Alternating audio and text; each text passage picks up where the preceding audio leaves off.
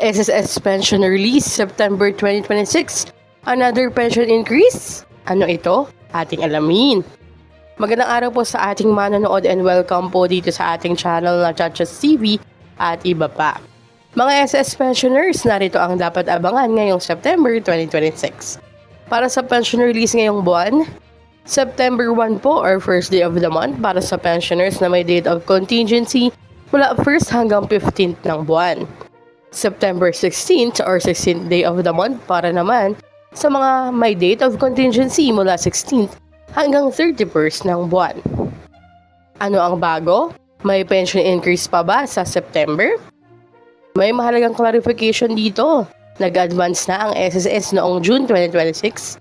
Ang second tranche ng pension increase para sa pensioners na eligible na hanggang May 31, 2026. Ito yung under the SSS Pension Rollout Program. Kaya po, ngayong September, may pension increase pa rin.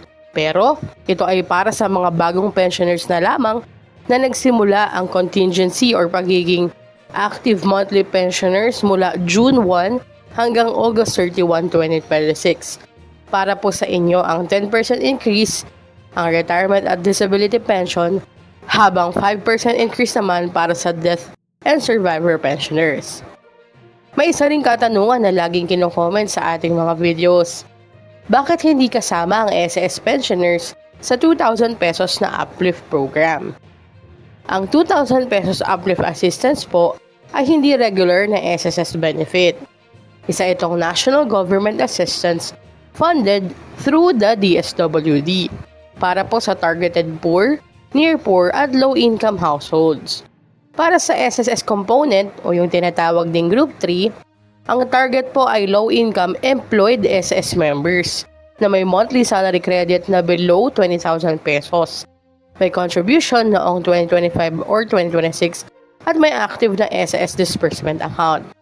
Kaya po hindi automatic nakasama ang lahat ng SS members, lalo na ang pensioners sa 2,000 pesos uplift assistance. Sana po malinaw ito.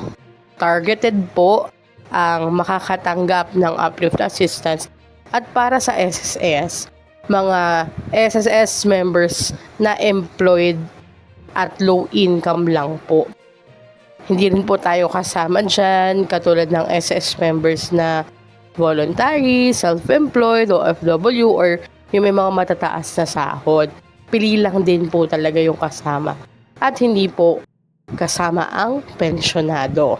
Pero sayang, sana talaga kasama po lahat, no? So, ang bottom line po nito, pensioners, bantayan po ang inyong September pension release. At kung bagong pensioner kayo na nagsimula mula June hanggang August 2026, maaari po kayong makasama sa pagtanggap ng 10% and 5% pension increase. Ano po ang inyong masasabi rito? I-comment na sa baba. Hanggang dito na lamang po muna. Ito ang Chachas TV at iba pa. I-like, share, and subscribe para kayo updated. God bless po and have a nice day.